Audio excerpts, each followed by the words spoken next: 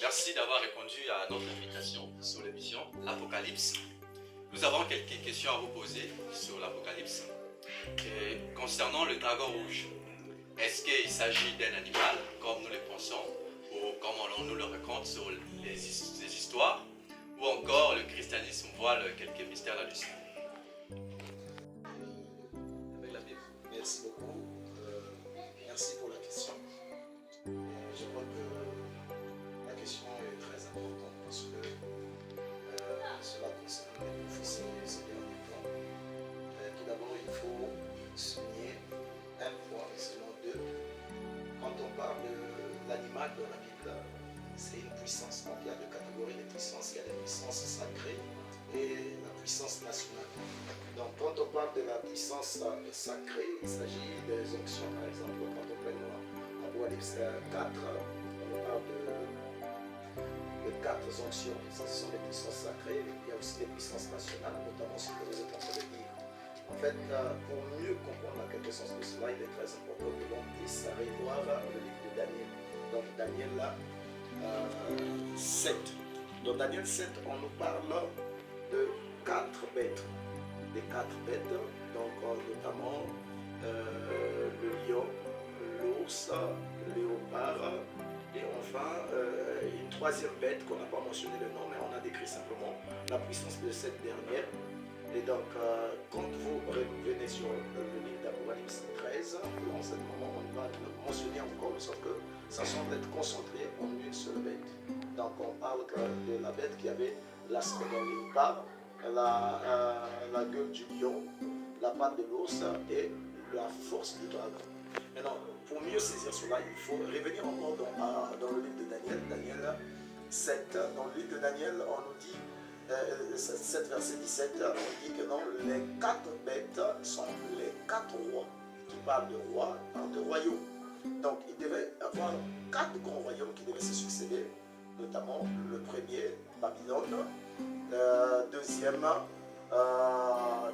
Médo-Perse, donc le Médo-Perse avec Darius et Cyrus, et troisième bête, la Grèce, donc qui était le royaume de Chaban en ce temps-là, et enfin Rome. Maintenant, si vous prenez dans le cadre historique, on parle de Babylone qui a régné depuis les années 606 jusqu'environ 538. De 538, Babylone sera renversée par les Mèdes et les Perses jusqu'en 330. De 330, les Mèdes et les Perses seront renversés par la Grèce. De 330 jusqu'en l'an 30, la Grèce aussi sera renversée vers les années 30 à Rome. Donc vous voyez que non, ça passe d'un royaume à l'autre. Donc la quatrième bête, on vient de préciser cela, c'est Rome.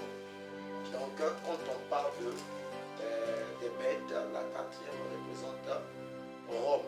Donc le dragon rouge dont on fait mention, c'est Rome. Si vous voyez même dans le cas d'Apocalypse 12, on parle que le dragon voulait dévorer l'enfant. La femme qui était enceinte, et le dragon était prêt à dévorer l'enfant. Donc ça parlait simplement de Jésus. C'est Hérode, et Hérode représentait Rome qui voulait faire tuer l'enfant Jésus. Donc Rome, c'est le dragon rouge. Nature du dragon. Je vais un peu lire pour un peu donner plus de contexte. Apocalypse chapitre 12, à partir du verset 7, je vais lire vite fait. Il y eut guerre dans le ciel. Michael et ses anges combattirent contre le dragon. Et le dragon et ses anges combattirent. Mais il ne fut pas les plus forts. Et leur place ne fut plus trouvée dans le ciel. Et il fut précipité. Le dragon,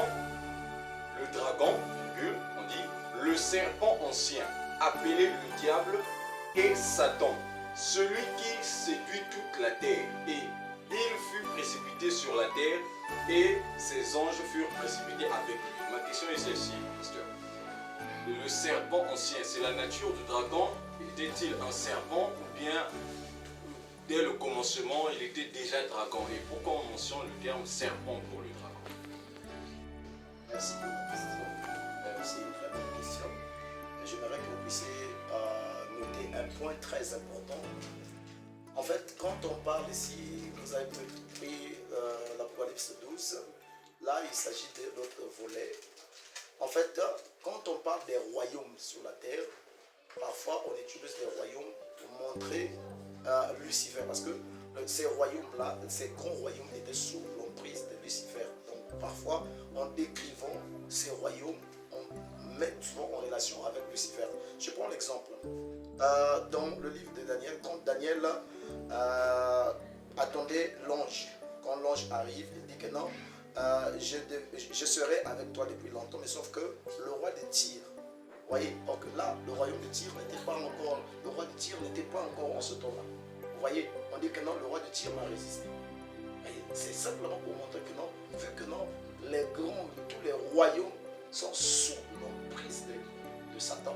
Alors pourquoi les caractéristiques même de Satan sont présentées comme aussi le dragon. Donc le dragon aussi, c'est Satan aussi. Mais dans ce point que vous venez de soulever, il s'agit des Roms. Mais vu que non, ces royaumes-là sont sous l'emprise du diable. On l'appelle encore. Maintenant, quand on parle de serpent, il faut souligner un fait, c'est que le français est tellement pauvre.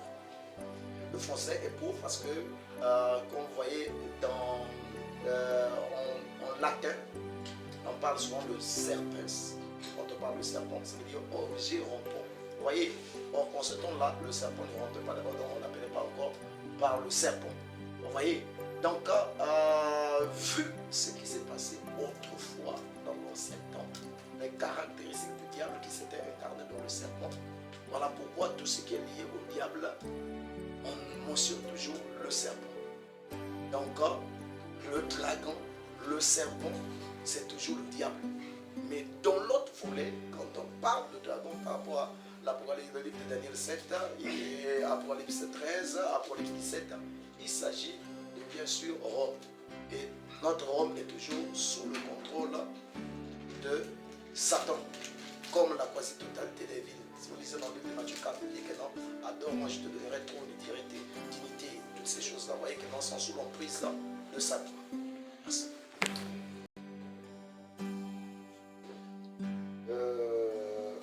Oui, pourquoi